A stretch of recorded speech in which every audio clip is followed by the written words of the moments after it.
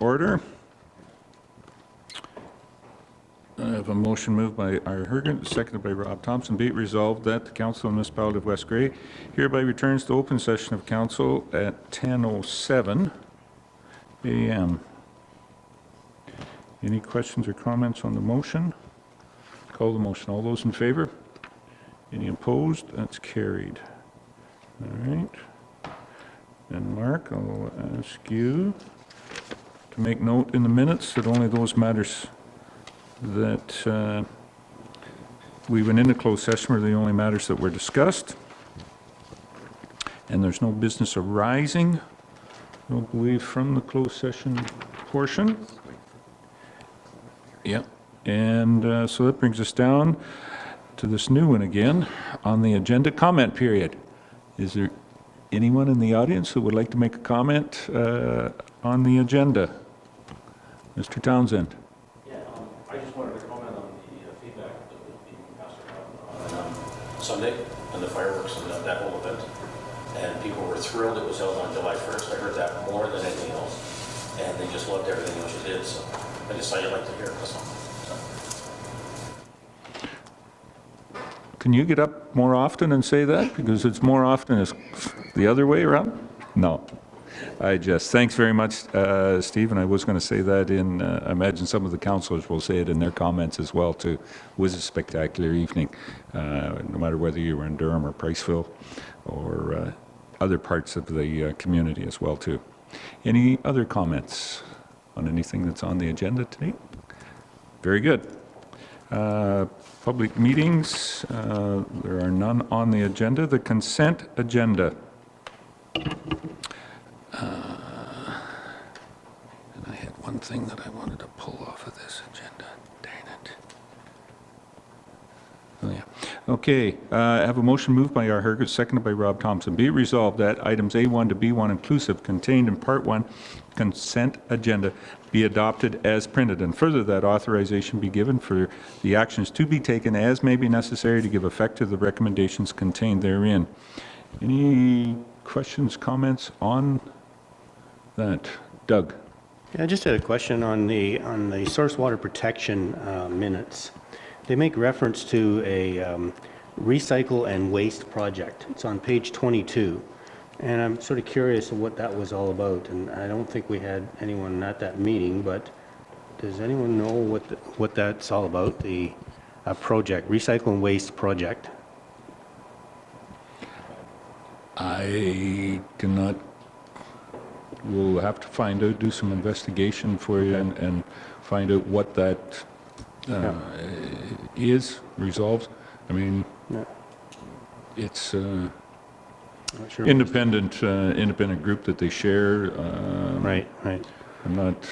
I just trying to think of who the curious closest representative would be. Dave Biesenthal?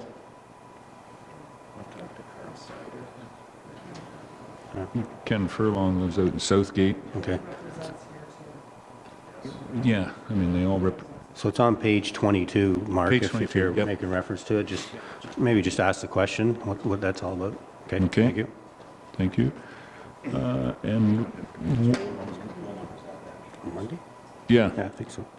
Wayne Broman was there, the Conservation General Manager. The one that I have, Mark, is on the Committee of the Whole. Yeah, Committee Hall. There was Committee a resolution that by passing this, does that mean that we endorse those resolutions that were in there? There was one that was defeated. And if we pass this, how do we bring it forward for Brent's report? Just pull that report. And I'm sorry I didn't, yeah, it's a procedural thing.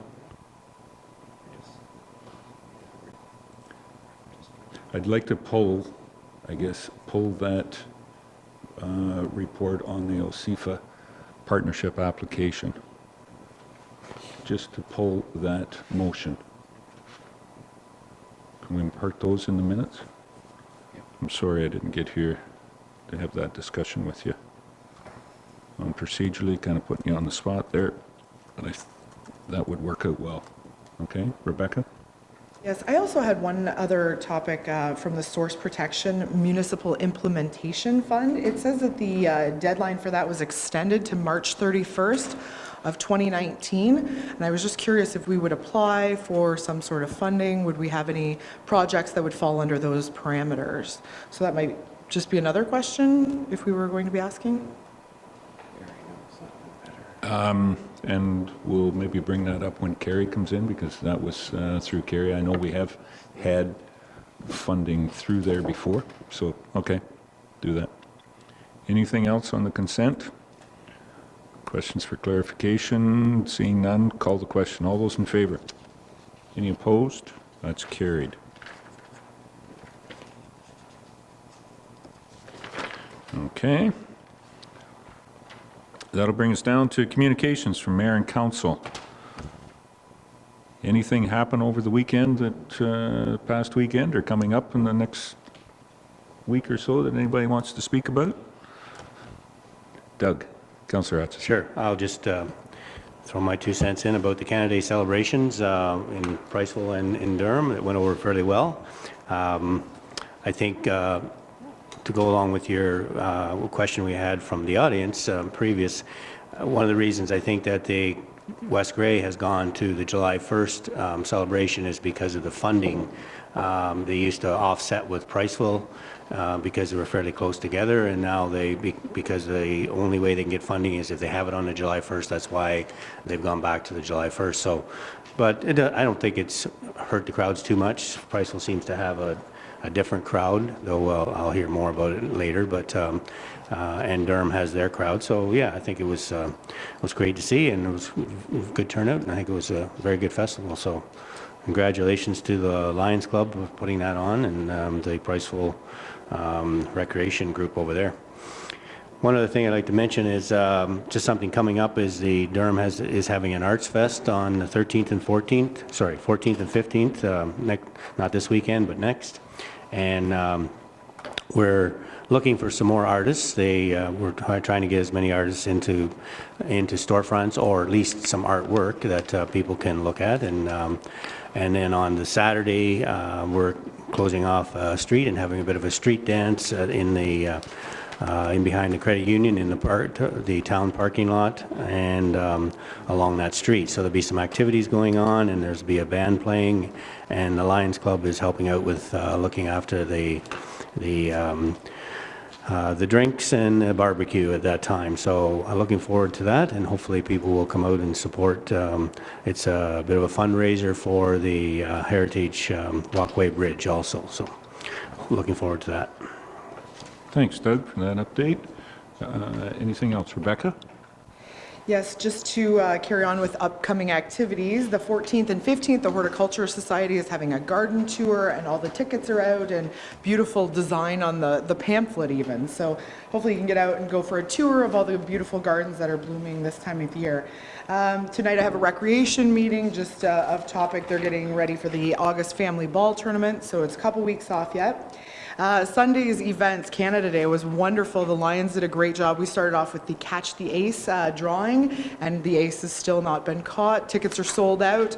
Great fundraiser as well for the Walkway Bridge, and we appreciate their efforts. And then later on in the evening, great celebration. There was a chicken dinner and lots of excitement down at the ballpark there. So it was a great event. Thank you. Anything else? A couple of things over the past week that I have been attending. Certainly the Hanover District Hospital had their AGM a week ago today. Was there to represent the municipality. It is the district. They had another very good year and are looking forward to putting in place their generous donation that they had of an MRI. Sorry, CAT scan. Yes, yeah. A little different technology there. Yeah, a little different price tag as well, too. The CAT scan that they're putting in, they're getting ready to have that in. And interesting, the board elections, they usually have 3 positions that were up, but because of time limits and a few other different things. I think they had 7 new board members that were kind of coming in. I shouldn't say 7 new ones. There was 3 that were coming on and then 4 new ones to replace individuals that were leaving for various reasons. And saying that about our hospitals, just to give our best, certainly give my best to Paul Rosebush, who has been the CAO of the South Bruce Grey Regional Health Foundation, whatever it all adds up there to be. I can see Steve just saying, man, I mixed, yeah, the mayor mixed that one up, but it's the South Bruce Grey Hospital Foundation or board. And best of him, he's given set the position of the hospitals, the 4 hospitals that are in that grouping, and is moving on to another business opportunity or career opportunity, I guess, more into the city. So wish him luck on that, and best wishes to him. The activities, Doug, yes, the fireworks, certainly in Durham and Priceville, and even on Saturday night, our neighbor just on the east side of Highway 6, Holstein, had their fireworks. They do them on Saturday night, so everybody can be there. Rob, just say congratulations to the cemetery board for their dedication that they had on the 24th. The Durham Cemetery had their dedication day. Surprisingly, with the amount of good weather we've had, that was the day that it rained. So we were in the, I think that's the second time in 8 to 10 years that they've had the dedication that we've been forced indoors. So it was indoors. Good participation and great support for our cemetery out there, for the loved ones that have been passed. And one of the other exciting things I had the opportunity to be at the Saugeen Valley School grade 8 graduation for all of those students that are moving on last Wednesday as well too. And very exciting, something I haven't seen before. One young student was coaxed into, I don't think it took a lot of coaxing, but the spectacular part of the night was that he just did a backflip right on stage and moved on. That was his last little jump before he went on into high school. So I thought that was kind of neat for them, and wish all of them the best there. And they had a packed crowd. The whole auditorium at Saugeen Valley was, I'm calling it Saugeen Valley, didn't I? Yeah, I'm starting to show my tie. I just realized that. It's Spruce Ridge. Wow. Going to take it on that one. Well, my mother taught there for quite a few years. That's what it was named. Spruce Ridge. The auditorium was fully packed with all the families seeing their students, loved ones go across the stage and receive their diplomas. So great for them. And Doug, last. Just one item I should mention, and sort of segues into our presentation today, that over the last couple of weeks, our local schools did get involved in a play day, and our Grey Bruce Health Play Committee provided swag to St. Peter, St. Paul, Spruce Ridge, and Normanby Ayton School, and they did some activities to encourage play, so that and that's why Mr. Wepler is here today to talk to us about the play project, and it's good to see the kids participate, and they receive some swag from the Bruce Power and all the other sponsors that get involved in that, so to help encourage participation and just get out there and play. So congratulations to them. Thanks, Doug. And one last thing, with all the students that are out there, for summer holidays, we had the Touch the Truck Day that was very well attended, and a lot of the support from the fire department, from a lot of the businesses around. But safety, when you're playing out there, kids, and knowing, even kids at heart, be careful. There's a lot of traffic, a lot of incidents can happen, but they did a very good job of saying play hard, play often, but play safe, and a well-educated program there. So thank you to the fire department, the police department, and the arena for putting that on the other day as well too, and getting us ready for the summer activities. Okay, I think that brings us down. There's nothing else that anybody wants to mention. Did you want to mention what may be coming up our neighbors are doing for agriculture this weekend, Mr. Bell? I can do that on behalf of our neighbors in the next municipality. Holstein Ag Expo is happening this weekend. Holstein starts at the Lewis property just north of Holstein on the west side of the county road at 4 o'clock on Saturday. There will be a program. There'll be lots of fun exhibits, old tractor exhibits, but the highlight probably will be sheep shearing, with a number of sheep shearers coming from all over Canada and United States and some from Australia to compete for prize money. And there will also be dog trials. That herding of sheep is an ancient art, and it is an art, and I've seen it in Ireland, I've seen it in Ontario. It is really fascinating to watch a person connect with their dog to herd sheep into a small pen. And it promises to be a good day, and I have been coerced into participating for our good friends the Lewises in Southgate for that event. So looking forward to it, Friday and all day Saturday. Okay, thanks, John.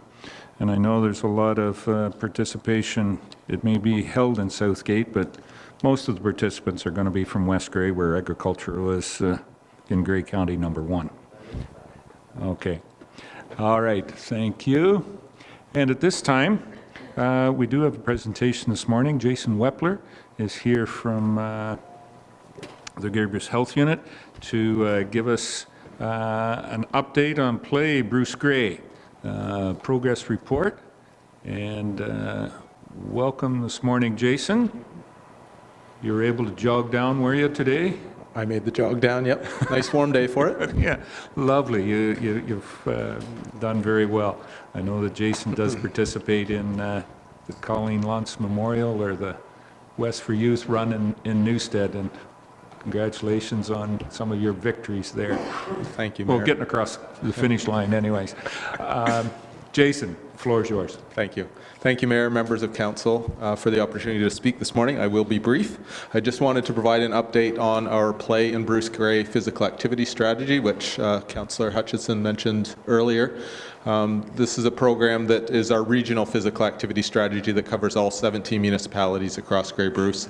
Part of my role at the Grey Bruce Health Unit is to provide some regional coordination support for the program, so that's the reason why I'm here speaking today. So for those who may not be familiar with the program, our vision is that the Play is an initiative encouraging residents to become physically active through unstructured play. And our mission is that communities work collaboratively to promote play as a key aspect of physical activity and overall health. Just a quick history of the program. In the mid-2000s, around 2006, the ministry mandated that all municipalities have a physical activity plan in order to receive provincial funding. So at that time, rather than all 17 municipalities coming up with their own physical activity plans, all 17 municipalities brought representatives together to come up with one plan for the whole Grey Bruce region, which obviously comes with some efficiencies, or so we felt at the time, and that program continues today, which is probably very unique in the province. Most areas had a plan at the time, but I would say we're one of few that has continued 12 years later. Our program in Grey Bruce was based on a program started by Silken Lauman in BC and based off her book called Child's Play.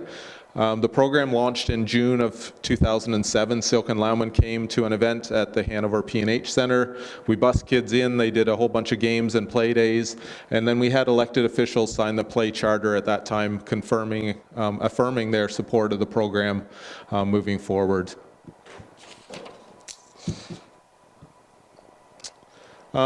I wanted to share one of our most recent developments, which was an Ontario Sport and Recreation Community Fund grant. So in April of last year, we received just over $30,000 from that ministry to support the play program. It's a 2-year grant, so the funding will expire in March 2019. Some of the key deliverables that we've pursued through the use of that funding was to really do a rebrand of our whole program. So we've historically been very focused on young children, young families. We wanted to expand that mandate to include all demographics. So not only our adults and young children, but our older adults in Grey Bruce as well. So we've done a rebranding. We were able to hire a consulting firm to kind of refresh our logo, rebrand our website, look at our social media platforms, give us and develop some digital advertising templates that we can use in partnership with our municipal rec programs to get the word out about the program. We also recently concluded a radio and Facebook promotional campaign based around the longest day of play, again to get the word out about play and some of the new focus of the program. And we have 2 projects that will conclude the duration of the grant, so those will be happening this fall. We have 2 fundamental movement skills trainings scheduled for the last 2 weekends in September. Those will be focused on coaches and rec providers, and it's through the Coaching Association of Ontario. So we'll be bringing them in. It's a 5-hour training. So we're hoping to see coaches, volunteer coaches from all sports and from all communities across Grey Bruce attend those 2 trainings. The plan at this point is to have one in Owen Sound and one in Chesley. So hopefully that will provide for the municipalities in Grey Bruce. And then the final aspect of the program is that we've allotted some funds to develop and disseminate play kits throughout the 17 municipalities in Grey Bruce. So this would be a kit of balls and scarves and a variety of play equipment that can be housed in a community center or a library that families can just go and borrow for free and use to be more physically active. So my request today is for 2 terms now, we've had municipal council sign the play charter. You saw the initial signing in 2007. We had that play charter re-signed in 2012 as well. So I am here to ask that council consider re-signing that play charter again for the next 4-year cycle, which would run from 2018 until 2022. All municipal representatives do pledge $300 to the program annually. I'm happy to say that West Grey has been a partner since the inception, as have all the municipalities, and that really helps sustain the program. It helps us buy some materials, which Doug had referenced, that we give back to the municipalities. It gives us some bulk purchasing power, but that money ultimately comes back to you in terms of materials and equipment. I also hope that you'll continue to support the Longest Day of Play and Family Day of Play event. We've had great support from Councillor Hutchison, who's the municipal representative on our committee. Prior to that, we had Councillor Thompson as well. So we've had great representation, and I hope that will continue, that we will have a municipal rep come to our meetings and support events locally as well. Just a quick return on investment. We do commit some time and resources from public health to coordinate the program. We do pursue regular funding opportunities as well. One of the key ones being Bruce Power. So for the last 5 years, we've received $10,000 from Bruce Power to support the Longest Day of Play. So again, that typically goes to buy T-shirts and other active materials that go, again, back to the municipalities for distribution on that day. We try to offer professional development opportunities for the municipal representatives on the committee. So when we come together 3 times a year for meetings, we try and bring in guest speakers that will enhance the skill set of the representatives on that committee. And we've heard that it's just a great networking opportunity to bring those 17 municipalities together to hear what others are doing and maybe learn from one another moving forward.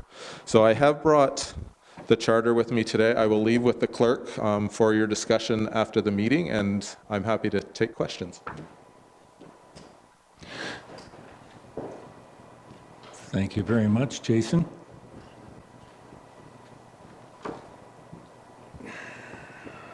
Which way do we want to go? Questions first. Doug. Yeah, just thanks for the presentation, Jason, for council and the audience. knowledge. Jason does a lot of work for our committee, working through the Grey Bruce Health, and I think it's a very successful program. And excited about the rebranding and the new initiative, and I think this to widen the scope, I think is important, especially with the growing number of seniors we have who are, who are out there and still like to play, even though they get a little older like the rest of us. I'm also excited to announce, I don't know, Jason, if you met, but we have a new Parks and Recreation person in Stephanie, who's sitting over here, and hopefully Stephanie will be a person who will come to our meetings on a regular basis and share her information and bring back ideas from the meetings. So excited about that. So thank you. Great. So great segue, because I was going to ask Laura to introduce Stephanie. Thanks, Doug, for that segue. Thank you, Mayor Laura, Eccles. please. Thank you. And upstaged a little bit, but that's okay. The excitement, we're all excited to welcome Stephanie to the team. And yes, Stephanie would be a key player on the Play Committee, so she's looking forward to the next meeting. I've sent her all of the information I have. It's just been an info dump, but she's eating it all up. Stephanie joined us. I can say she's been with us since June. She came on June 25th, so she's brand new and already making some great suggestions. So I know she's looking forward to joining this committee. Thank you.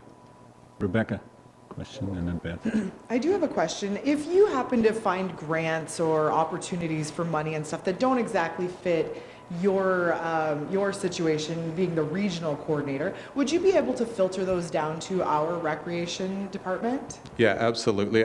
I seem to be a bit of a melting pot of information out to the Play Committee, so there's regular emails going out.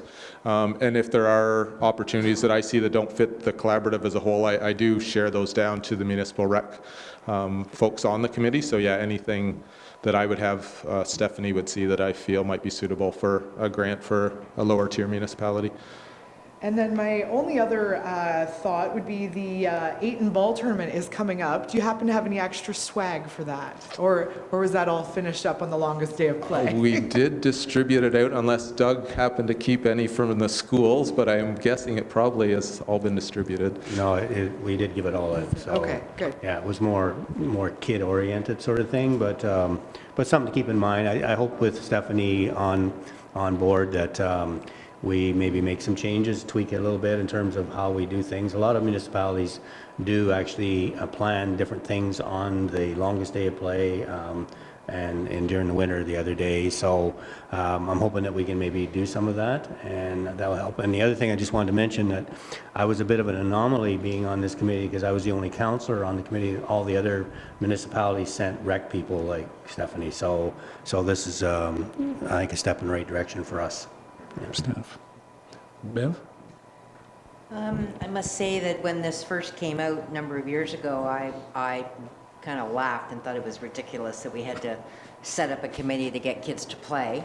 However, years down the road, I do 100% support it, because not for the fact that they're playing, but for the fact that physical activity is a known factor in helping with mental health. And I think mental health is a huge issue everywhere. And so I would be definitely a supporter at this point to even just the team camaraderie, the friendships that can be built, the physical activity, definitely a portion of it. And so I think it's very important, and I'm glad you're doing the work, and I'm glad it wasn't me making the decision years ago, because I probably would have said, no, stupid. Thank you. John, Deputy Mayor Bell. Real quick, thanks, Jason, for your presentation, and absolutely, we look forward to hearing about it, actually, from not only Councillor Thompson, Councillor Hutchison, but I guess the success of those events, whether it's being held in the arena, the playgrounds, whatever. My question would be, would you have the numbers, I guess, from how many kids have participated, actually from Grey County and or from West Grey? Would that have been tracked? We used to track numbers for Family Day and Longest Day of Play. It was more of a formal competition. At this point, no, we don't really track community by community in terms of numbers or kids that are being engaged. The best tracking numbers we would have right now are just the number of hits to our website, our social media sites, Facebook following, things like that. But in terms of community events, no, sorry, we're not tracking numbers. Okay, because I just thought that'd be interesting to know as to how many kids have participated in this over that length of time, so. Would definitely be interested. It's probably something retrospectively we should have been evaluating and keeping a pulse on. Okay, then, thanks for your participation. We hope to see many more days of play in the future. Thank you. Thank you. So if I could for the chair, Jason, just one quick thought was, and to answer your question, Deputy Mayor, I think that they quit keeping track of it because West Grey kept winning every year. So they said, oh, well, we've got to go to a different direction. I think your name's on one of those trophies a couple times. I wouldn't say every, yeah, a little clarification there. Maybe not every year, but at least we were there a couple of times and it was well done. 2007, Silke Lawman was here, and her biggest thing at that point in time was, just for kids to play, on organized play. And I guess after 11 years, 12 years, have we seen that increase, or is it still, on her vision that just kids getting together and playing were the best aspect? And I think that plays into what Councillor Cutting was saying, was just we've formalized and structured so much stuff. And she said, just having kids play. Have we made any headway on our ability to allow kids just to go to a park, playground and whatnot and play? Yeah, that certainly remains the focus of the program, and not that we want to downplay minor sports or anything like that. I think structured activities are important too, but the unstructured is certainly the focus of this activity. In terms of progress and stats, I guess that's maybe up for debate. I would say we still need to encourage kids to get outdoors more and visit some of the great play spaces we have in our communities. And I know we've seen kind of just a steady state of in terms of our stats, in terms of physical inactivity or our overweight and obesity rate. So I think whereas before they were trending upwards, we've seen a stabilization, which is a small positive. Hopefully we'll see those start to trend downwards, but I think there's still lots of work to do. Yes, great. Jason has made a request, if there's no other questions, that we endorse that, and I think we do. Mark's got a resolution, so I think he's handed it out to Bev. I'll just give a minute for her to go through and see whether we can introduce it.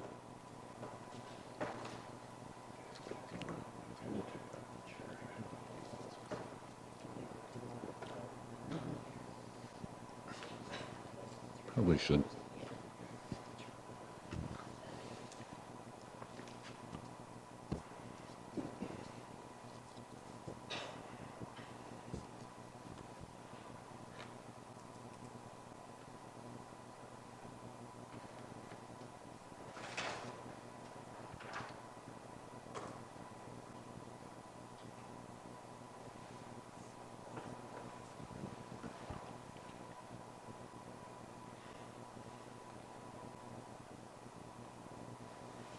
Now I can only read half the motion because Mark wrote.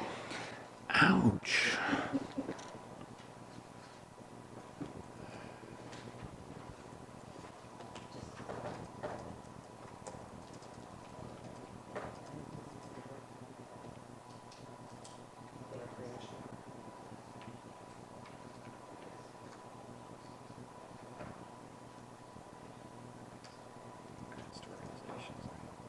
Yeah, and I think it's in there. It's in the budget.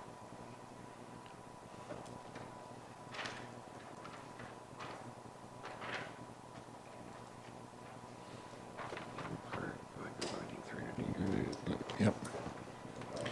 Okay.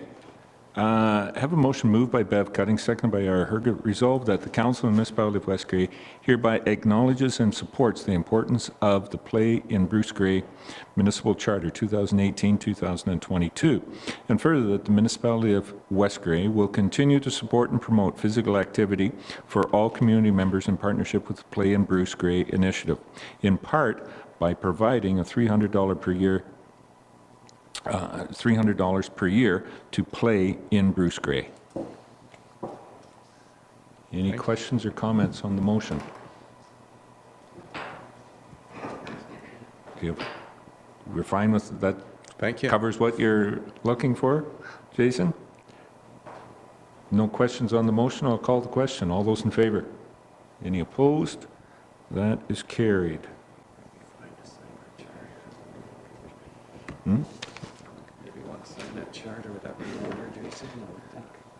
So now we've done that, do you want me to sign this today? I'm comfortable with take- you signing it at any time. If you'd like to do it now, that's fine. Otherwise, I will retrieve it another time.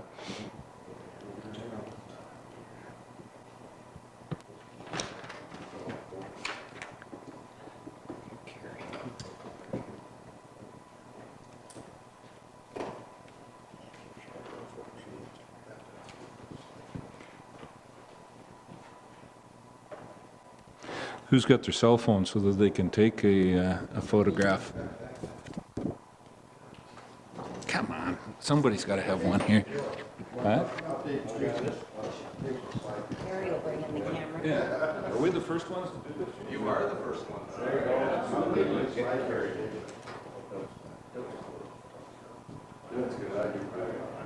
Definitely, it's on Crosby here.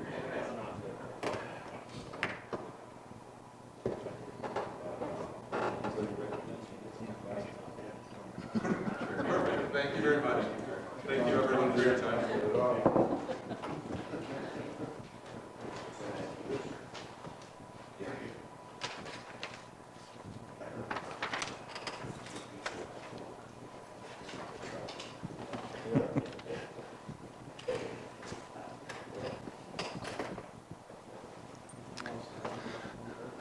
Thank you, Jason.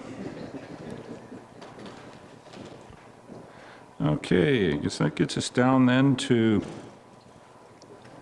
our director's reports, and Carrie, welcome this morning. And the first thing, I believe, Carrie, is the voucher report. I have a motion moved by Rob Thompson, second by Doug Hutchison. Be it resolved that the Director of Finance Treasurer be authorized to pay the accounts presented as voucher number 21, 2018, in the amount of $505,306.17 of the Municipality of West Grey. Any questions or comments on this motion?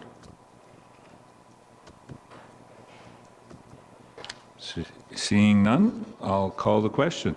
All those in favor? Any opposed? That's carried.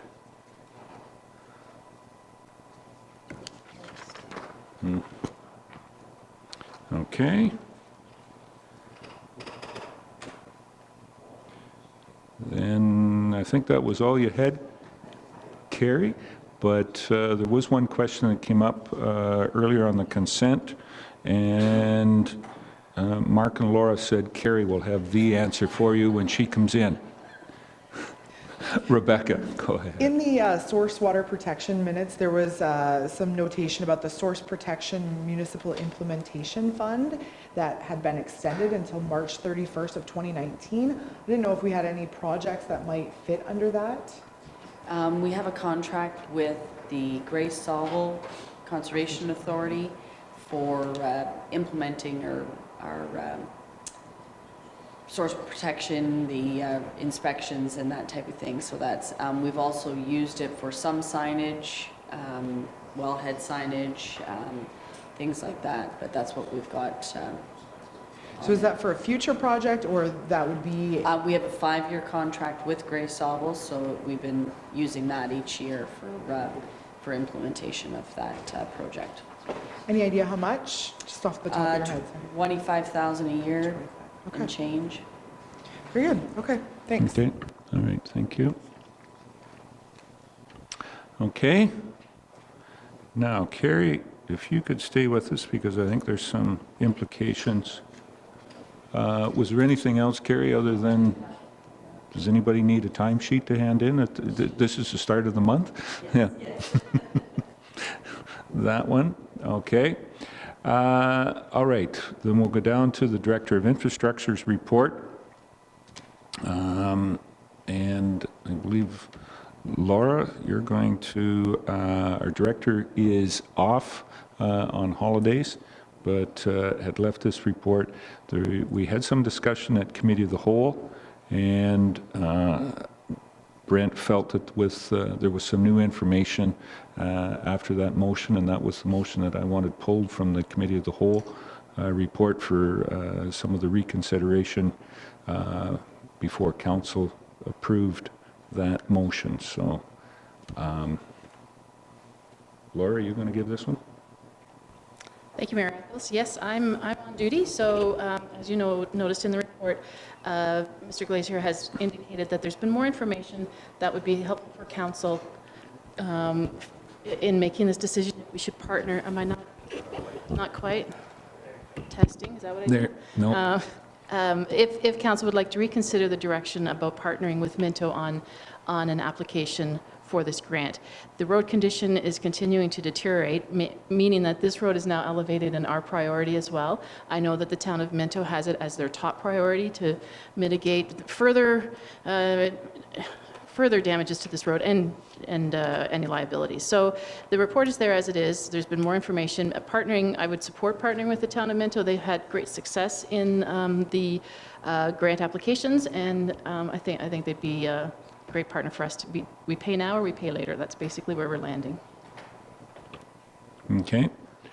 Any questions or comments? We'll see. I think Carrie did some work, and there was some question, if you were successful on the OSIFA funding, when's your next ability to apply again? Yep. And So Carrie's yeah, found you out. sit out one term. If you are successful, then the next year you have to sit out and can't apply. Yeah. So it's a one-year exodus, not, some of the information we thought it might have been 5 years, but it's only 1 year that you have to sit out. Doug? So does that mean the application would go in and that would be a 2018 application? And then we would be able to apply again in 2019? No, like your project, this would be, we're applying, but the approval probably won't come it'll be a 2019 project that this would be for. So then you wouldn't be able to apply in 19, you'd be a 2020 before you'd be able to apply for that again. Okay. Just to Okay, further continue. that, Sir, I go thought we talked about looking at getting some information on our road and bridge study from our director. Where did that go, Laura? Through Mayor Eccles, the street scan project, which is going to be feeding that data for the road study, has started. If Brent was here, he would tell you that he's expecting those results within the coming weeks, and then he'll be able to do that priority, bring it back to council. This road, though, just based on what he's been communicating with Minto, it's coming up to the top of the list, so it would be on that priority list anyway. Go ahead, Doug. Further to that, finish. so I see some positives in here in that by them sort of taking the lead on it, it does save our resources. They're doing a lot of the work in terms of staff time. Obviously, it does seem to be a safety issue, and that's a concern. And it looks like they would be the ones that were doing the application for the OSIF. So yeah, so there's some positives there. I have concerns too we have projects too, but I mean, this is a shared project. The unfortunate thing, I guess, is that they're going to be doing a lot of the work for us. So, and they've had success with the OSIF, whereas we haven't had any success. And I know our director has talked about taking a look at where our applications has failed in the past, particularly with our Main Street Big Dig project. He was looking into getting more information to see if we can try to beef that up. So it does mean maybe delaying it a little bit, but maybe this is a project that we need to get done. Okay. Rob? Councillor Yeah, I'm Thompson. just, actually, that's what I was going to say, is what Councillor Hutchison just said. But just to add to that, would we be part of the application process? Like, somebody from West Gray would sit in there and do the application along with Yeah, we'd Minto, so we could learn, maybe we're missing something here because we're not getting the funding we should be getting, and it's a learning curve for Yeah, and both. definitely partnership projects are prioritized within the granting program as well. Garner Health more and safety issues are a priority under the program. We have to submit our application, and it's just, we note that it's joint, so it's just they're going to mirror each other. Yeah. But it's just, we do need to submit ours and acknowledge that we're agreeing to partner with and use our funds. Yeah, with no, I that. just wondered if Minto seems to be very successful in what they do, can we learn from them? Yes. Sorry, Deputy Mayor Bell. John? Well, Mr. Mayor, we have applied to try to get something done on the Main Street in Durham, and maybe we're a little premature. Obviously, I'm not sure how many times that's been in front of people. Is that 3 fingers or 2, Kerry? That's 3 fingers? Okay, thank you. That's Some people- 3 indicators. Well, 2 some fingers, people 1 thumb. count a little different, but that's fine. I got the general idea. But I think we got to maybe step back from that idea. We've got a request here. I drove that road here about 10 days ago, a week ago?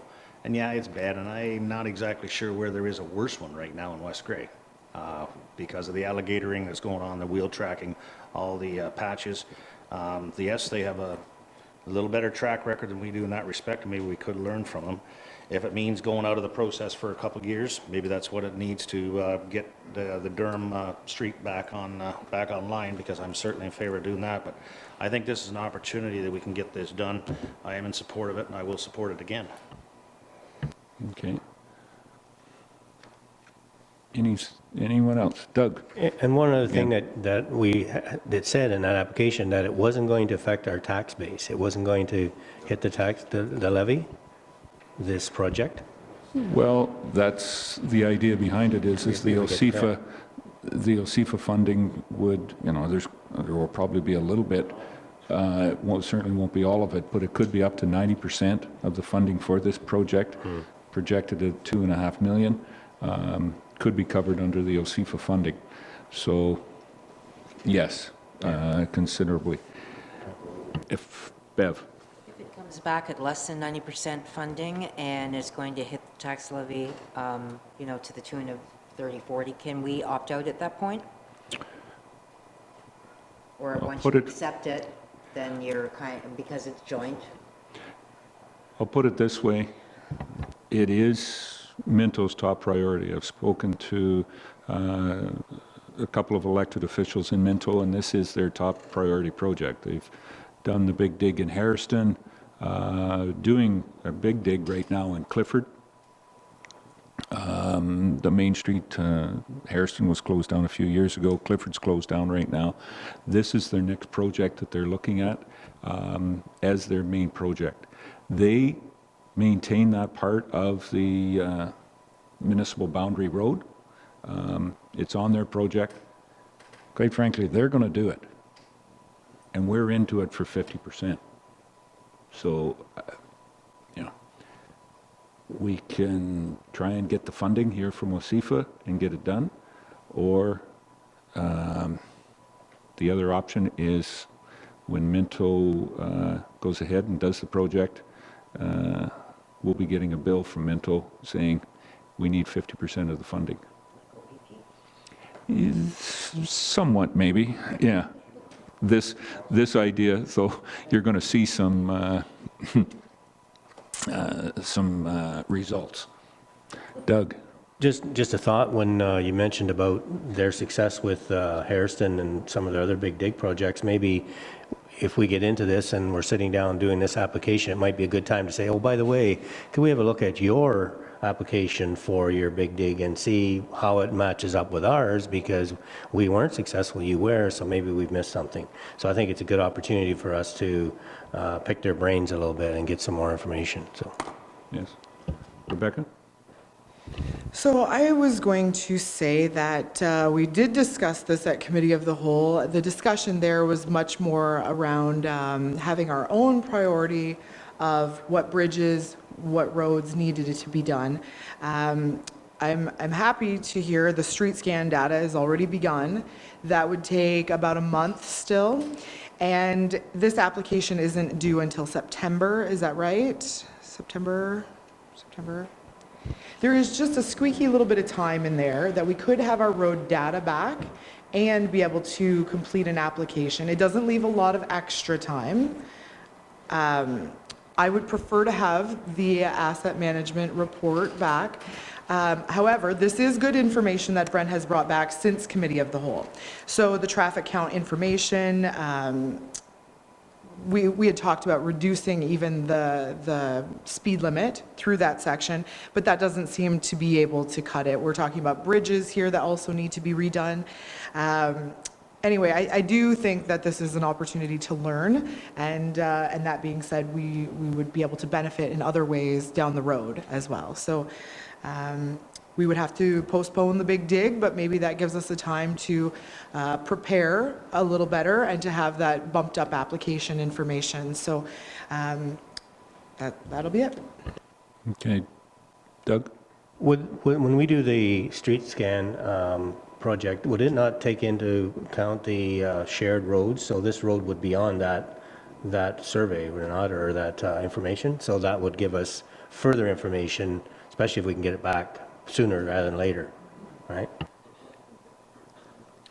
Some of the, to be fully open, that's what Minto has done, and that's how they've ended up with this road being where it is, yeah.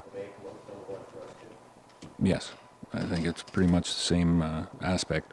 Now, as John said, maybe we do have a road out there, but this has come up to being Minto's number one. Rebecca? So I guess my only question is, do we have enough time for the data to come back to prepare an application that we can submit together? Through Mayor Eccles, I would caution on that. I know Minto's got a timeline that they're really working toward, and if we can work on their timeline and their process, I think that's where our learning is going to be first of all.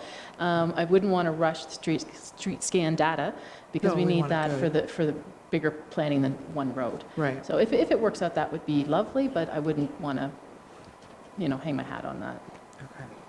Okay. And I think that's one of the things that we've got to be careful about is pushing it back too far. In talking to the elected officials from Minto, their big thing is, yeah, we've got to get onto this to get the application in. And I think it is the timing to get it complete.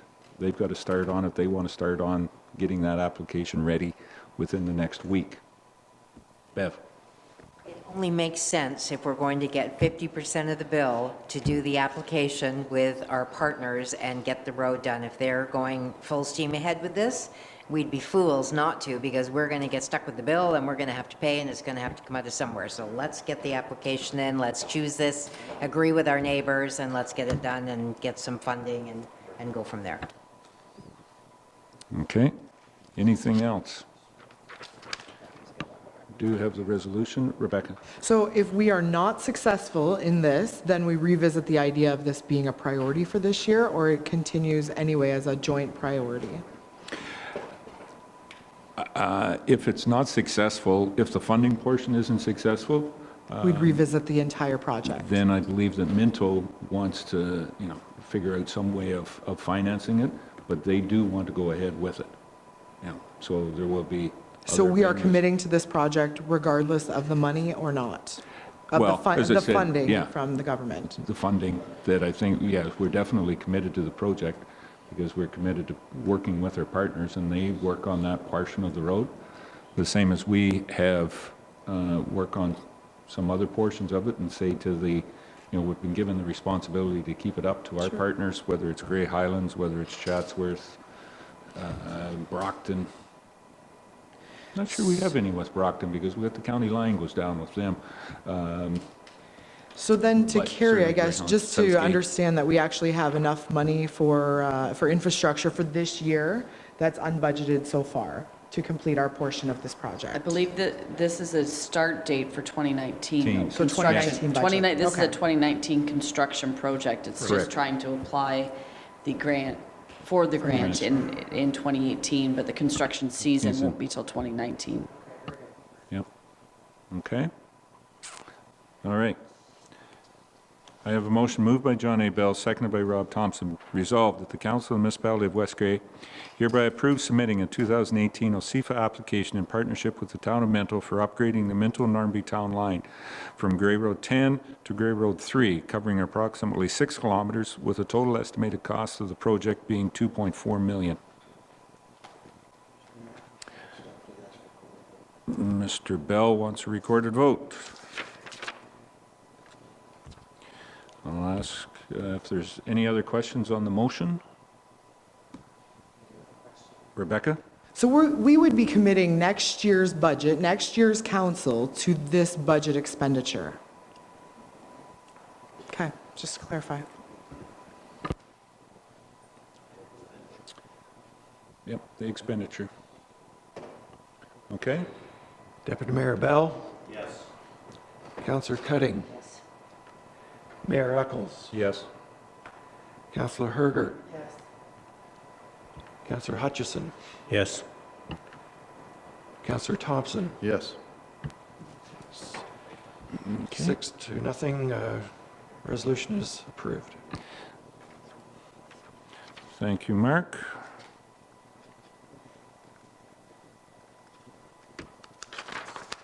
Okay. Very good. I think the next one is that Brent has on here is the entrance sign. He's come up with a solution to Forest Creek Estates in Bentic on that. I think we have a motion for that. Is there any questions on what Brent has put forward to us here on the resolution of their estate subdivision signage out there at Forest Creek? Sounds like very good.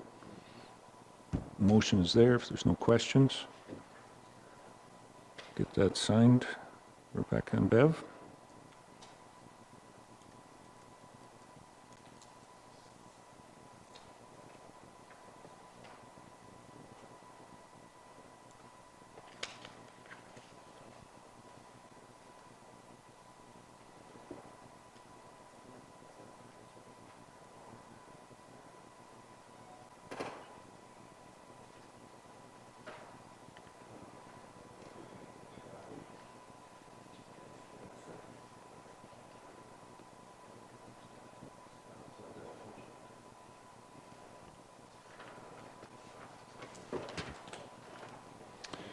Okay, so I have a motion moved by R. Herget, seconded by Bev Cutting. Resolved that the Council of the Municipality of West Grey hereby authorizes the owners of the Forest Creek Estates plan of subdivision to place an ornate entrance sign on the municipal road allowance at the discretion and approval of the Director of Infrastructure and Public Works, and that the subdivision covenants include wording that the owners of the Forest Creek Estates plan of subdivision will be responsible for the maintenance of the sign in perpetuity.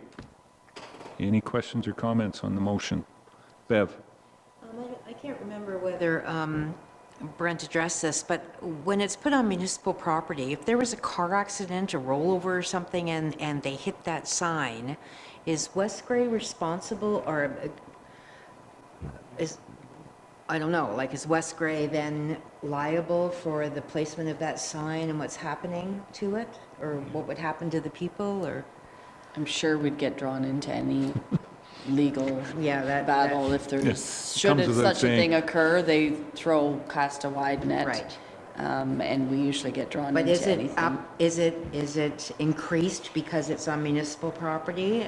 I know it's on sort of a divider type thing, right, Kevin? It's, Well, it's an on and on open. The road allowance goes through, but Right. because of the lake, the road Goes actually goes around. around, so it's Right. that portion of the road allowance that's So not, really, it should be, yeah, it's off of the traveled portion, it's on that road allowance.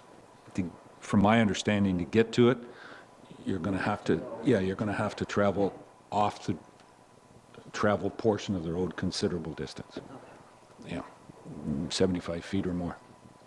Okay? And as Kerry said, yeah, somebody leaves the road on a vehicle, we're going to get named. Whether it's in West Grey or whether it's in the town of the Blue Mountains, West Grey gets named for some reason, as we have in two. No, the last time they weren't even a resident, they were a resident of Toronto, but they bought their truck in West. yeah, Grey County and anything that had Grey in it got named in the suit. So it took a little bit of legal action, but we got out of that one fine, thankfully. Okay. All right. Any other questions? Call the question. All those in favor? Any opposed? That's carried. Very good. Anything else for Brent? Yeah. Bev. I'm just wondering if, I've noticed in West Grey, there's a lot of pre-stop signs on roads as you're coming in, and you would know this, Rob, like you put a warning that there's a stop sign coming up to an area, especially on the back roads, maybe where there's some hills and stuff. I'm wondering if Grey Road or Glenelg Road 23 going south, there have been a few incidences in the past year where somebody has gone through on the highway. There was the one just a few months ago where the truck rolled over. So there is no sort of advanced warning that there is a stop sign coming up. Now, it is fairly flat there, but it is a hilly area that you're coming into, and especially for the trucks going down there. I'm just wondering if Brent would take a look at that, maybe with the chief, and just see if it warrants it's just a warning for a stop sign. Just wondering if that would maybe, just for that. Yep. Bring it to his attention. Yep. For Purvey. Okay. Yeah. Just to be clear, Bev, so that one, the one that happened in the spring with the truck, he was heading north, was he not?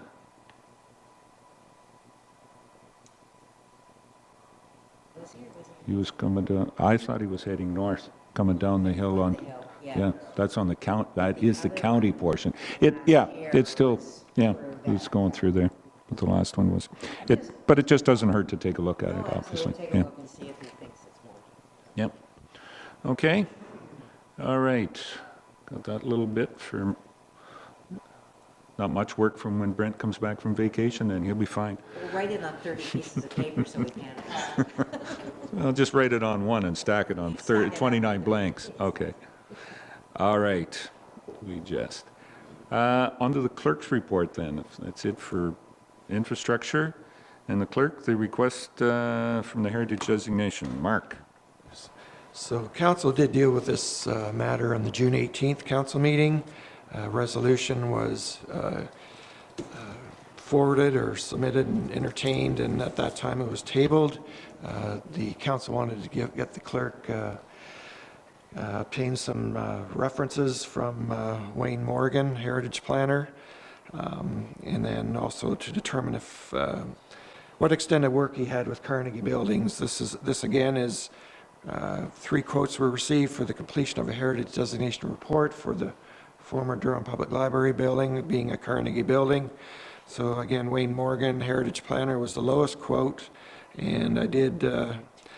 Subsequent to the June 18th council meeting, I did receive 3 rather glowing references from various individuals. One's a principal with a planning firm, another is a vice president of a construction or home building firm, and then another fellow who's a fellow Community Heritage Ontario Board member and a retired lawyer, and a principal with the Harbor Club out of Port Dalhousie. So those references were provided, and Mr. Morgan did provide some cites some work that he was involved with some other libraries, all three being in the Toronto area.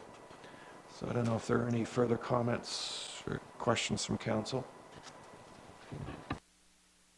Any? Doug, Councillor Hutchison. Yeah, I'd asked just because the other, one of the other ones, tenders were within a few $100s type thing, and so I'd asked because the other tender also was more of a local person, but after reading the letters of reference, it's obviously this gentleman's done a lot of work in looking at heritage buildings and that type of thing, so I don't have any problem with that. I just thought it would be worthwhile looking into because of the experience of the other group. My only concern and question that maybe we should ask him, does he know that we're talking town of Durham and not Durham region? Because all of a sudden he's like 2.5 hours away instead of a half hour.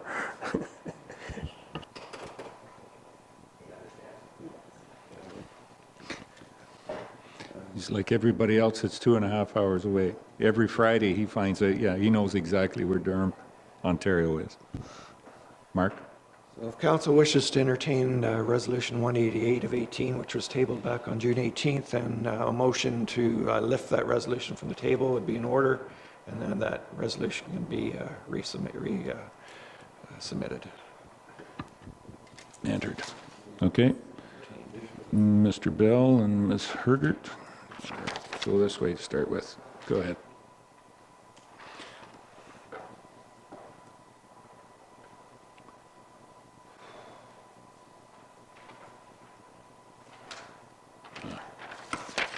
Couldn't find anybody down there. That's Rebecca. Yeah. Guess I called the two of you, so.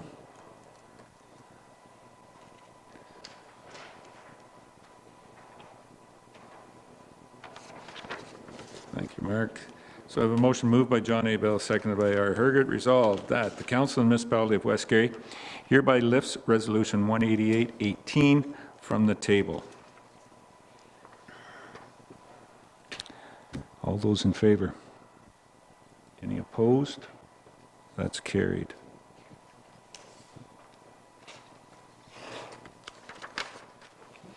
All right.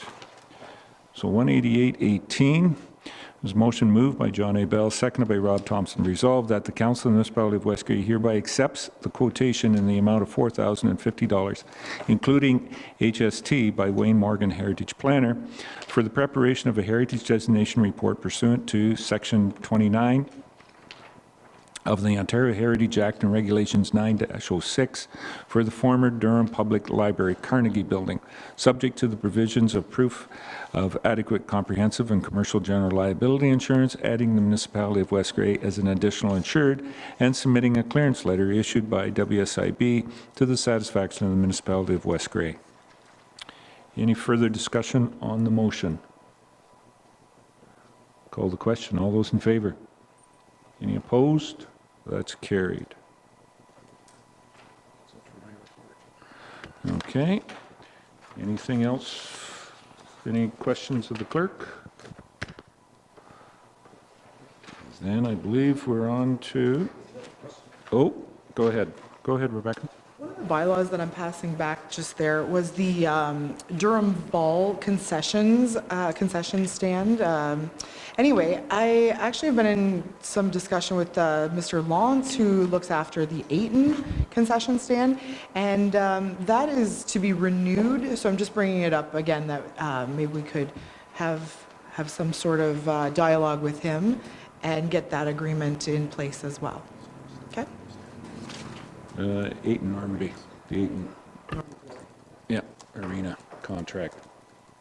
Okay, all right. That's all the questions for Mark. Then, better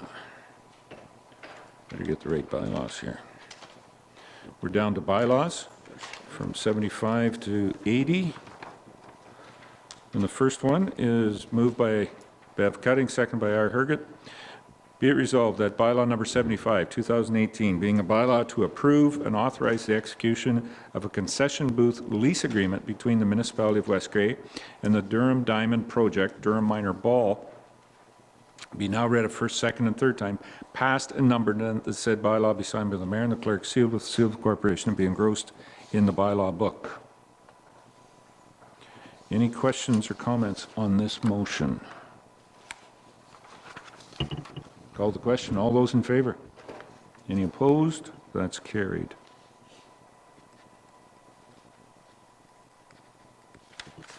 All right. Bylaw number 76. It's bylaw to establish a joint compliance audit committee dealing with the upcoming election. I have a motion moved by Rob Thompson, seconded by John A. Bell. Be it resolved that bylaw number 76, 2018, being a bylaw to establish a joint compliance audit committee and adopt a terms of reference, be now read a first, second, and third time, passed and numbered, and that the said bylaw be signed with the mayor and the clerk, sealed with the seal of the corporation, and be engrossed in the bylaw book.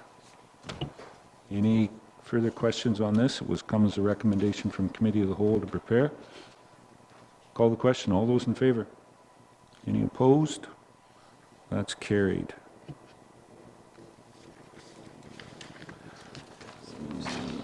79. Okay. Next one is bylaw number 77, enter into a municipal funding agreement. I have a motion moved by R. Hergert, seconded by Bev Cutting. Be it resolved that bylaw number 77, 2018, being a bylaw to enter into a municipal funding agreement, Ontario's Main Street Revitalization Initiative, between the Municipality of West Grey and the Association of the Municipalities of Ontario, AMO, be now read a first, second, and third time, passed and numbered, and that the said bylaw be signed by the mayor and the clerk, sealed with the seal of the corporation, and be engrossed in the bylaw book. Any questions or comments on this bylaw? Bev first, and then... When do we get the money? That would be a question for Carrie. The check is in the mail? I think they may provide the funding up front once we have the agreement signed, and then it's follow-up reporting on how we've used the funds based on the conditions set out in the grant. But I believe this one does actually front the money up front as opposed to applying and getting it back afterwards. So technically, we could have the money in a Depends. month? Yeah, AMO doesn't close for the summer or anything, do they? No, they're still planning on having some annual conference coming up, so they're planning, no, they'll be funding through. Laura? The next step after the bylaw is we need to submit our project perspectives, and then that'll just start that cycle. So as Carrie said, once they know what we're spending the money on, they'll release the funds. Okay, so if it's going to be fairly quick, then can we work on a plan of how this is going to take place and get it out to the public? And as soon as we get the funding, get it out? Because there could be some time this year to still do work. I mean, you could do that kind of work up until October or so. Yeah, and I mean, the grant is good till 2020, so I think the front end of what we want to do is, was share some of the findings of the survey for sure, even though it was on the agenda, on the council agenda, but talk about the program and the opportunities to participate either as a, a worker or an owner. So it's quite a unique, I haven't seen any other municipalities approaching this opportunity the way that we are, so there's a great, we should be talking a lot about it, so that will be our first step. It's a super way to promote West Grey in all avenues, work, businesses, et cetera, partnerships. So I think it really needs to be, we need to blow our horn. We've done a good job on this. We need to blow our horn about it because we don't blow our horn enough about the stuff we do good. So let's get it out there and make sure everybody knows. Yes. Rebecca? So this is technically not bylaw related, but it does wrap around the idea of business and getting this message out about what we are doing. Is it possible, maybe this is a discussion, for a further discussion at Committee of the Whole, but to provide some sort of town meeting about the programs that we already have? I know when some people did the survey, there was, there's this beautification thing. What is this, right? A little more in-depth, what it would include. If there's liquor licensing that you want, what are the things where the municipality can help, work with business to keep the momentum going? We've spent a lot of money on the Heritage Bridge. We want to see it roll downtown, a bit of a domino effect, but we have to get the information out to the chamber, the BIA, everybody that's involved. And like Bev said, it's not just the business community. That's where we'll see the impact initially, but hopefully we're getting to the residential people coming to the downtowns, right? So it really does impact everybody. But I think there's other programs out there that maybe not everybody knows about. So just that communication piece back and forth. Very good, and CEO is certainly nodding, and yes, it will need to be something that is aptly communicated there. Very good.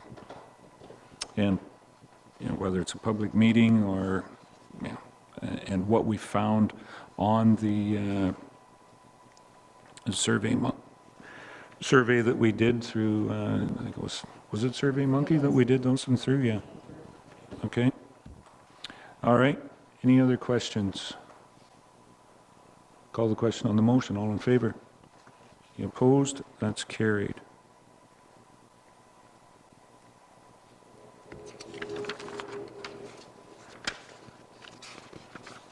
All right. The next one is bylaw number 78, is a tripartite tiered emergency response. I have a motion moved by Doug Hutchison, seconded by Rob Thompson. Be it resolved that bylaw number 78, 2018, being a bylaw to enter into a tripartite tiered emergency response agreement between the County of Grey, the Township of Southgate, and the Municipality of West Grey, be now read a first, second, and third time, passed and numbered, and the said bylaw be signed by the mayor and the clerk, sealed with the seal of the corporation, and be engrossed in the bylaw book. Any questions or comments on this? Doug? Councillor Hutchison. Just a question. I'm just curious, why is it just Southgate and West Grey? Like, why is it, what about Grey Highlands, Chatsworth? How does... Those are the ones that we'd done prior. Oh, okay, so this is the one we haven't, so they don't do them all together, it's got to be separate agreements. Yeah, this one may have slipped between the cracks because I don't think that somebody kind of missed the idea that West Grey, how much of a fire service we supply into Southgate. Okay. Okay? All right, thank you. Yep, but we've got the other ones covered. Okay? Any other questions on the motion? Call the question. All those in favor? Any opposed? Carried.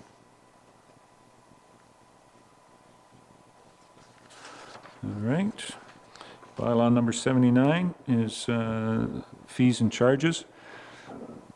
I have a motion moved by Bev Cutting, seconded by R. Herget. Be it resolved that bylaw number 79, 2018, being a bylaw to amend bylaw number 60, 2017, being a bylaw to establish fees and charges for certain services provided by the Municipality of West Grey, repeals bylaw number 64, 2018, be now read a first, second, and third time, passed and numbered, and that the said bylaw be signed by the mayor and the clerk, sealed with the seal of the corporation, and be engrossed in the bylaw book. Is there any questions or comments on this? Rebecca? Just to let everybody know, the one item that we were changing was the summer floor rental for West Grey minor hockey to make it competitive with all the other minor sports. Yeah, that would be minor lacrosse. Sorry, minor lacrosse. Yeah, in the summer. Yeah. You said hockey. Yeah. Yeah, that other, the national support. Yeah, recognized national sport. Any other questions or comments on that? The way it's written is from July 1st to December 31st. That was kind of the indication of what it would be. As of December 31st, what does it become? It's non-existent. It goes away unless council gives council time to review the situation and come up if they want to have that structured program going forward or not. But basically, this would get them from July 1st. Their season will be over at the end of July. So, Yes. Rebecca? So does that mean lacrosse just comes back and asks us for the same deal next year, and at that time we're able to look into it? Or I thought this was actually just that we were changing the cost, the fee, to streamline it with the other minor sports, but that we were making it effective today when we pass it, and that it would carry on as being a reduction because of the volume of usage and so on. The motion, the way it was written, was just for the balance of this season. So it needs to be readdressed by council or a comprehensive fee structure review. And unless this is amended. Mr. Bell? not Deputy Mayor. Yeah, not wanting to complicate this, they haven't come to ask yet, but maybe a little bit of movement afoot within the association to have some, shall we say, off-season stuff maybe happen in Newstead, and that hasn't been all figured out yet, but I just would throw that out to the committee that this may go past December the 31st. So how do we wish to move that forward if that happens? Rebecca? Or are we going to, I guess, revisit it at that time? I would be of the thought that we make it effective today when we pass the bylaw, that it is open-ended until this is changed in its entirety. We don't set a sunset clause of December 31st. And being mindful that maybe they do go over to Newstat and maybe there's a different fee or so there, but that could be addressed in a new fee bylaw, which we've already taken this one up about several times this year, we'll just say. Carrie, you want to address that? I think I know what you want to say. We are, with Stephanie, we've discussed changing sort of, right now our fees and charges bylaws are Durham Recreation, Newstead Recreation, Normanby Recreation, so making it more comprehensive, ice rental, regardless of which facility, hall rentals, but those would be specific to the hall because there's uniqueness about each hall. But similar, we've now finally got to a point where our rates are harmonized. Ball rates are the same regardless of where the location of the ball diamond is. Ice rates are now harmonized. For the while there, we were phasing that in, but we've got to the point, so we are looking at the next sort of go of fees and charges of sort of taking those three schedules into one recreation schedule. Okay. Is there anyone that would want to suggest an amendment and/or? What I suggested, Mr. Mayor, I think it's premature. I mean, because I don't know if they're going to want to do that. Okay, so I'll go with the wishes of the masses. Well, I don't know whether we've felt what the masses are wishing here.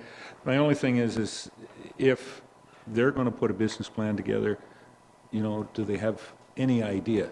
This says December 18th or December 31st. Whoosh. So they're rushing.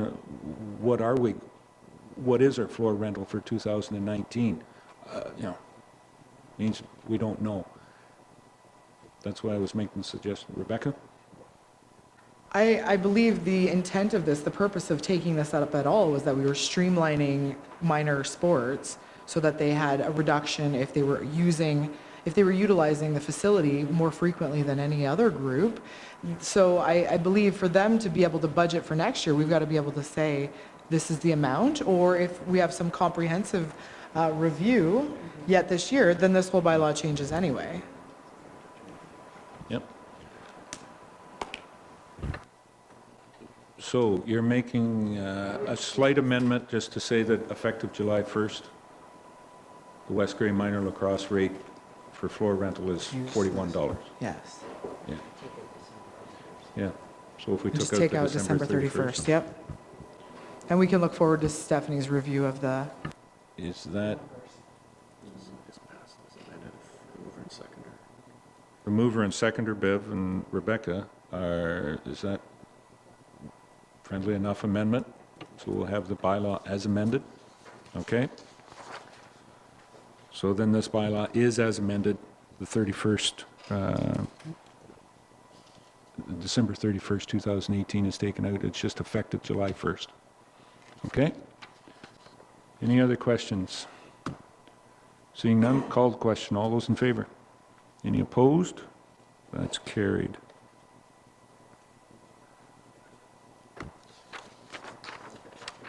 Okay.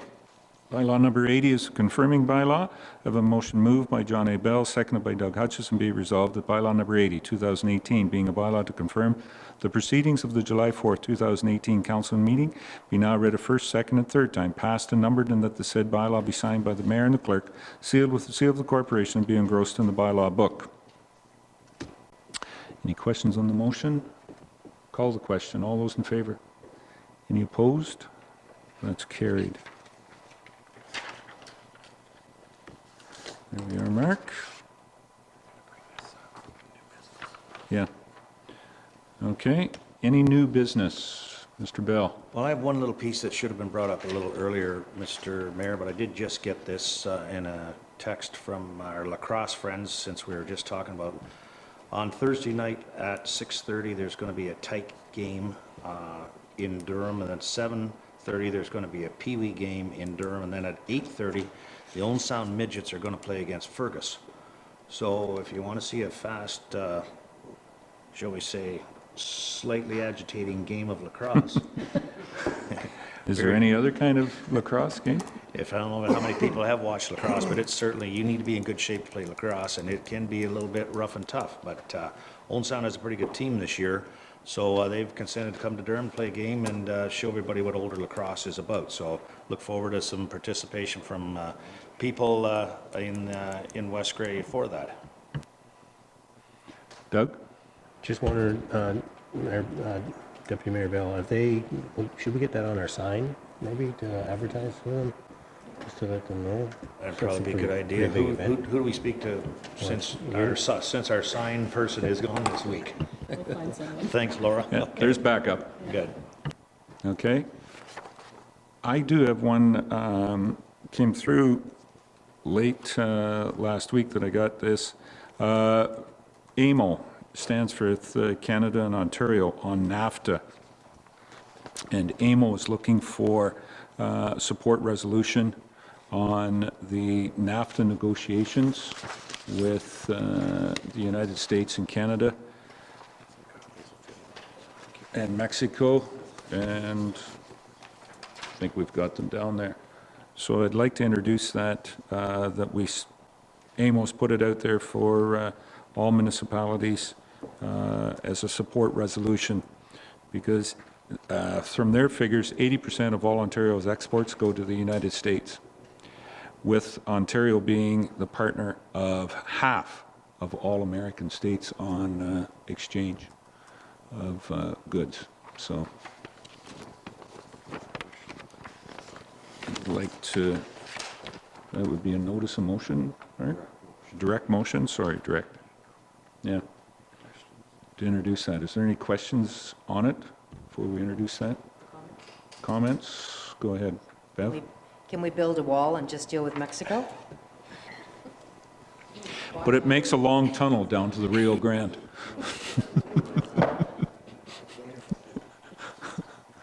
Rebecca?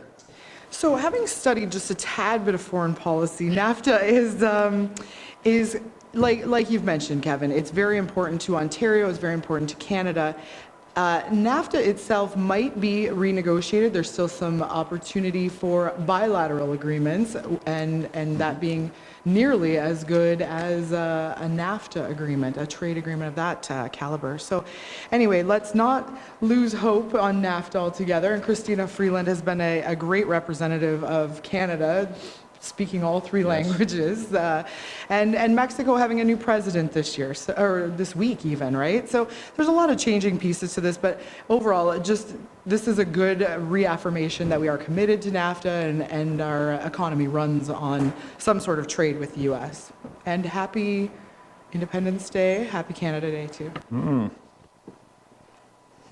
As a dual citizen, I understand your support for that July 4th. Well, we'll introduce it as a direct motion, but just at that point in time. Was there any other new business?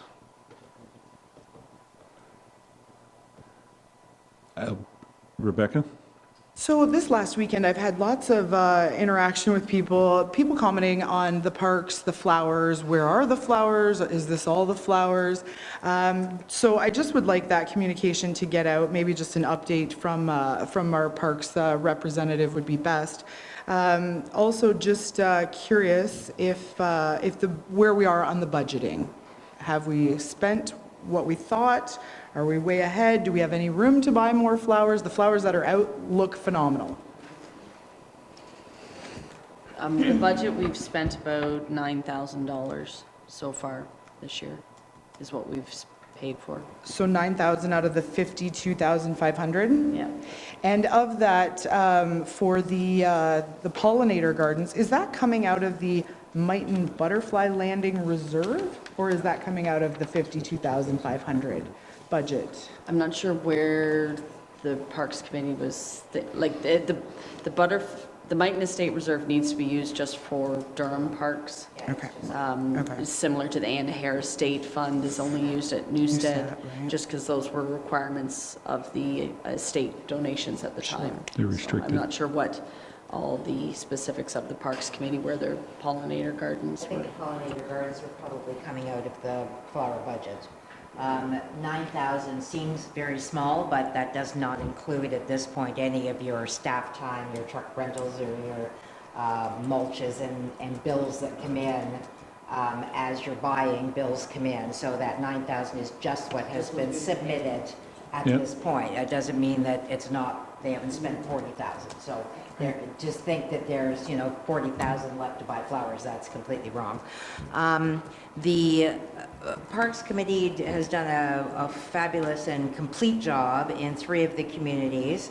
Part of the problem with Durham not getting their flowers out until just this past day or two was the order that was placed for all the communities for the flowers to our provider. They were able to provide the flowers for the other communities, and for some reason did not have the supplies for Durham because they're done in different color schemes, etc. So what happened is that the Parks Committee, volunteers, ran around like crazy. Of course, at the end of June, the ability to get flowers in quantities like that, so you're not doing everything different, was very limited. And so it took quite a while to get them in place and done. Also, the street planters that are now out with the trees that you see were done by donation from Durham Furniture. They donated I think it's 10 or 12 trees down the main street to go in those great big planters, which was something new and different that we wanted to do. But that took a little while to get in place because, again, another partnership was formed, and they're very happy to have done it, and we're really grateful to them. And actually, I would like a thank you letter sent to them, thanking them for working with the Parks Committee to do that. The planters were also donated. Those great big beautiful planters were also donated, and that will be I'll get the exact name, and it was by Rivest, but where it should go, the thank you letter. So it has been a bit more of a partnership this year as opposed, and of course, as you know, there was no budget for the bridge baskets or a number of other things, hanging baskets and all that was taken out this year. So also, the Parks Committee, again, volunteers, unfortunately, one of the lead volunteers has had some health issues and has had to be in Toronto. I think it's 2 days a week for the last while. So, and I'm not sure if it's health issues with her or in her family. So don't everybody think I'm not quite sure what that is. But that did put a certain amount of strain and stress on trying to get everything done. So, but they're out now, and it looks great, and the flags were not put up again because of time constraints, and also the flags usually go in the bridge baskets, which gives the real nice look of that, and of course, you have bridge baskets. So little less going on this year, but reasons for it, and it's just the way it is. Any other questions for So, Becca? yes, so I received a letter, I think maybe several others have too, where the individuals have expressed quite interested in being able to help plant, water, whatever they can do to beautify. Is this part of Stephanie's new role in community engagement and future planning for the parks? Is there anything that we can do yet this year to spruce it up? And I know our budget's limited, but there's quite a call from people for flowers, and I believe that we knew that ahead of time, and so we need to do something, I think. Bev? I do think that Stephanie should take over anybody who wants to volunteer and do the even if there's committee, not a committee, maybe a volunteer group put into place that could be given maybe jobs through parks. Obviously, it has to go through parks because parks isn't going to want to go and do all the weeding and somebody shows up and they were supposed to weed that garden or something. It has to be in conjunction. But I do think under the circumstances, it would be a good choice. And Parks has enough on their plate. We don't need to be trying to form other committees and all that stuff as well, as they are volunteers. And so I think that should be something that if people want to volunteer, they come in and speak to Stephanie, and it goes from there. Stephanie will be joining us at the Parks Committee. She can bring updates, et cetera, et cetera. So I think that would be a wise step in the future. Go ahead. Thank you, Mayor Eccles, Laura? and thank you, Councillor Cutting. It always was the vision of Stephanie's position to be that bridge. She'd be the central point of contact, because I've learned in my very short time here that this is a very engaged community, and people do step up. And having a staff person as the go-to will help sort of organize that a little bit more formally. Stephanie has it on her to-do list to sit in with all of the committees of council, or the Recreation Parks Committee. She's going to be the staff resource for those volunteers as well. So having that consistent and dedicated resource is going to really move things forward well. Bev? Having said that, again, today's meeting at 3 o'clock has been canceled for health reasons, and it has been put on to the 11th at 3 o'clock at the fire hall for John as well, so you know. Yeah, she can't be there today, so. Okay. Any other questions on comments to that? Rebecca? I'm just curious, is everyone else wholly satisfied with the discussion? Have we received enough comment from the public to say that there's something that needs to be done sooner rather than later?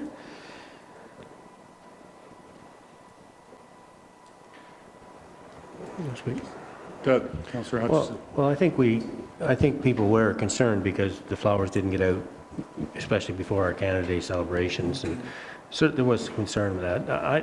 I think we need to have some discussion around where we're at and where we're going. I know the BIA has had some input in terms of the flowers in Durham, and so yeah, I think we need to have more discussions. But I think now that we have more staff involved, that we can make some decisions and going forward and try to bring more people in to help us out. And I think it's a matter of prioritizing what it is we're really doing and what we want out there, and maybe letting some things go if they're not really important to us, like some of the flower beds that maybe are a big job and maybe aren't being used the way they are being looked at or whatever. So I think we need to do some work on it, and I look forward to some more further discussions. But right now, I don't know if there's a whole lot more we can do based on, we have some health issues with parks, but also I think we need Stephanie to be able to wrap her head around what's going on out there, and it's going to take some time. Anyone else? John? Well, just real quick, yeah, I guess Parks is always looking for volunteers. It's a volunteer-driven organization. That's one thing, but unfortunately, we do not have the numbers, I guess, from the volunteer organization to move things along. We do have another organization in town, the Horticultural Society, have stepped up and taken ownership and want to look after a couple of beds, and to their credit, thanks for that organization stepping forward. But yeah, we need some more. Quite frankly, we need more bodies, I guess. And yes, I think there's room for improvement. We need to, unfortunately, if there was a screw up on the flowers, those things do happen in business, and we'll have to try to rectify that in the future. Maybe, and I'm not sure what the answer is, don't have all the answers, but I think that the public eye did get tracked down, shall we say, by 3 or 4 people on the weekend. Chicken barbecue was a bad place to go to, but anyways, saw a lot of Chicken people. was very good. Saw a lot of people. The chicken was great, yeah. And the company was good, but no, there's concerns out there, and I guess to bring those things forward in a timely fashion, we need to maybe look at doing business a little bit different. We did have a challenging spring, as any farmer can tell you, but going forward, hopefully shall we say, the windshield is bigger than the rearview mirror, and we look forward to what's ahead instead of looking behind us so much, but we can learn from, shall we say, things that went a little bit awry, we'll put it that way. But we welcome Stephanie's input into the future, and for that, we are thankful, but we do need more bodies to help with parks issues. Okay. Any other questions or comments? Bev, my question is, what new projects has the Parks Committee taken on this year besides the pollinator gardens and the community gardens? Is there any other ones that we need to know out there because of the manpower issues of not being able to get those completed? No, those ones are completed. The Planter Row Grow Row is up and going. The, like the boxes and everything are there. The Correct, that was a new one that was put in this year. It was started pollinator this year. gardens are planted. I think there's one that needs a few more plants, but that's it. I don't know that any other projects Can you are. mention that? So there's no other, I guess what I'm saying is the Parks Committee hasn't taken on anything else new, and I believe what we, one of the first things I'm going to ask Stephanie to do is to give a terms of reference of what the Parks Committee, I mean, the Parks Committee 7, 8, 9 years ago was formed to beautify the downtown cores, flowers, or plantings of some sort. And somehow or another, it got to signs, it's got to looking at other parks, it's got to trails. Ask that we get that refocused so that we can do what is capable of being done with that amount of individuals. As I said, this year, there was some budgeting issues that seem to have come into play. I've got some numbers that would say in 2014-15, the budget when we had planters on the street and we had bridge baskets, that the budget at that time was less than what it was this year, but for those budgeting reasons, even increased. We didn't get this, but we've got pollinator gardens and we've got new things. So I think we have to really refocus the Parks Committee on what council, their expectations from council are going forward. And we wouldn't run into this type of situation.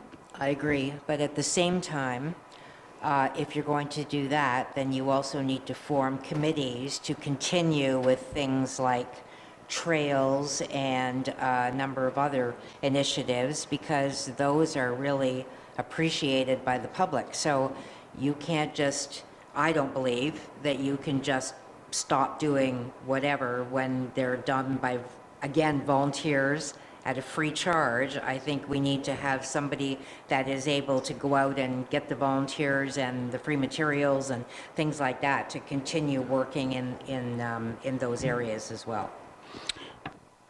And you're very right, but we did have a Trails Committee that I don't think that the Parks Committee consulted when they were doing some of their work. So it's coordinating a lot of the efforts. We had a Trails Committee, Bev. We did have a Trails Committee, and that was not consulted when the last time that the Parks Committee decided that they were going to go and do some work on there. Anyways, that we will get that going forward. Rebecca. The only hesitation I have with leaving this where it's at with Parks is that Parks still has some sort of mandate, or we've dumped on them trails, and trails include signage, and that goes back to the liability. So if we... Entirely. Parks is out of trails then, entirely? The signage and everything is Public Works. But who's looking after the maintenance of the trails? The go out visual inspection, everything's fine, there's no trees, everybody can drive their bike, ride their bike and carry on safely. Who does that? That was supposed to be done with the insurance company, was supposed to walk the trail, that it's a short, short trail that was added. That was supposed to be done with the insurance companies and our representative. And when he was here that time, we spoke to him and he said he would gladly come up. So that was supposed to be done with Steve, who's a representative from the parks. Brent and the insurance, and they were supposed to go out and walk those trails and make sure everything was okay and whether it needed gates or whatever. So that is not Parks Committee at all. So I'd follow up with Brent Yes. and to see if that's been done. Okay, so is there any possibility, we listened to lots of input from the BIA and people in every little community just wanting flowers. And the ongoing maintenance is something that people are willing to step up and do. It's that hard cost initially to get the flowers. A lot of people, even from the horticulture, oh my gosh, I've got perennials, I've got too many, I donate them, where do they need to go? We've got to open this up sooner rather than later. This is a very small way to engage people, and people are asking to be engaged. So I think we're overlooking it. I think we're throwing budget money at this when we really just have to be welcoming of volunteers and engage. So I would like to see these terms of reference for the parks very shortly. I look forward to an update as soon as you're up to speed on everything about potential even yet this year to change a few things. We're going to, if we hold this as is, we are going to have missed the boat again. This is a problem that comes up every year. This is such a small little part of what we do here, but it's the part that the public can see. And if we really can't handle flowers in a community, it makes the rest of what we do, you know, unfathomable that we could, you know, have the capacity to do it. We've got to look for the partnerships. Bev, you've mentioned several partnerships that the Parks has been involved with, and that's been a huge benefit, you know, the donation of time and materials. Rivas, like you say there, has donated again. He donated last fall, like continual sponsors of this program, but we've really got to get it laid out well. I would also like to see that some priority be given to Christmas decorations. And I know this is outside of the discussion of flowers, but Christmas decorations and flowers are two things that our community really asks for, demands, wants to see us do better. And right at this moment, we've got 6 months ahead lead time. So I don't want us to miss the flowers. We discussed this in November. How do we get more people engaged? We discussed this already.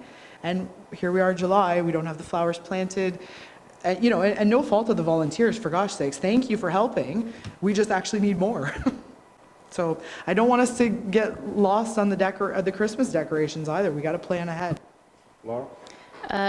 You raised some very good points, Councillor Hergert, and in fact, Stephanie and I, in her short 6 days that she's been with us, we've had a lot of conversations about just how do we, you know, rally the troops and leverage some of the free manpower out there. Stephanie, in fact, has a meeting this afternoon with one of the groups that volunteers a ton of time with us. But as far as our committees of council go, we will be bringing forward terms of reference for all of the committees, in fact, and prior to advertising for the next cycle of volunteers. Because, and I've learned from the committees that I've joined and sat in, that they're actually looking for terms of reference. They want sustenance. They want to be able to say that they've achieved something. So, you know, Stephanie will talk to the Parks Committee, find out what they view their role as, and we'll have to fit that into what we actually know we need. And if it is things like long-term planning, if it is recruiting volunteers for project specific, that will be captured in the mandate for the committees moving forward. So all of that's on our radar. It was hard to do it without having a staff resource. Stephanie's, I think she's really realizing that she's got a long list of deliverables, but that's great. That's her terms of reference, as it were. So we're on it, and we appreciate the input from council. I just do want to say, too, that the partnerships that have been formed, there's been many. Just this year, there's Durham Furniture, there's McLean's Home Hardware, that was done. Those were all done volunteer hours, going and meeting with those people many times, filling out forms, all volunteer work. So, you know, they're doing more than just planting flowers. There's a lot, and you know, going to the companies to get the screenings put on the trails, and they're an incredible group of people. Please don't look at it that, well, there was no flowers on Durham for July 1st. Too bad. As far as I'm concerned, it was unfortunate it didn't happen. But really, in the scheme of things, with the amount that they do and the work that they do, the thousands of hours that they put in each year to beautify this area, it got missed. Unfortunately, it's the first time it's ever happened where it hasn't been out, it hasn't been beautiful. so be it. Health issues happen, and unless you've got a paid person on staff or several to take their hours and their time, then that's the way it is. Okay, so we've got staff, we're going to address it, good conversation. It's been on the radar, and we will continue to look forward to getting us to the point where the community is engaged in making their community beautiful as well, too, for all of us. Thank you. All right. Any other new business? Addendums. Notice of motion or direct motion. I have one direct motion to support Amo's motion on the NAFTA resolution. And I need a two-thirds majority to introduce that. All those in favor of introducing that motion? Any opposed? Declare that we have the two-thirds required. The motion is out there to be moved and seconded.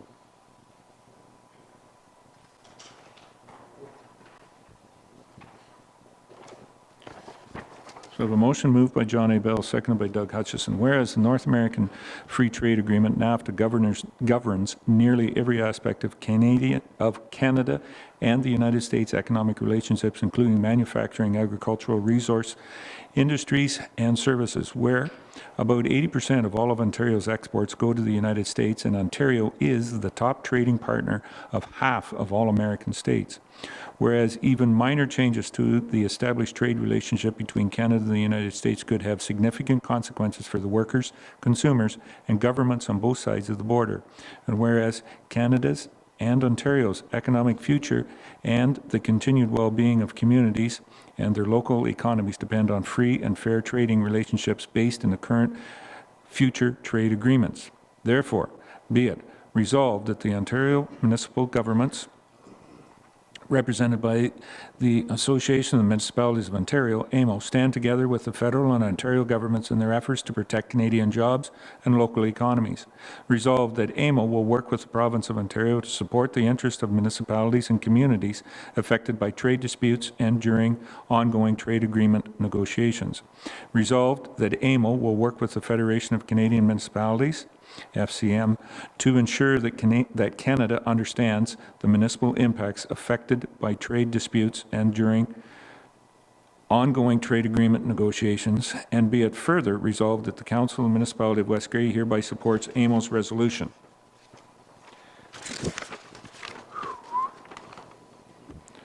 Thank you for listening to that.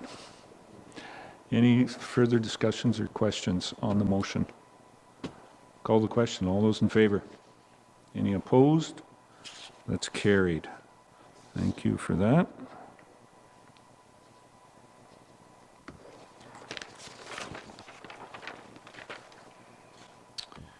All right. Closed session. Mark, Laura, I don't believe. I don't have anything else for in a closed session. Question period.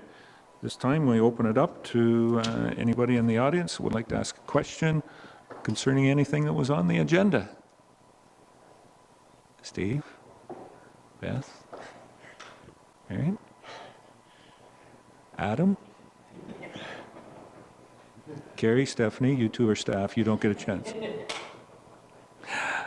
Okay. Thank you very much. Municipal Act notices, Mark, there's none. Brings us down to adjournment. Rebecca moves that we adjourn. Mr. Bell, are you seconding that motion? Thank you. All those in favor? Carried. We stand adjourned.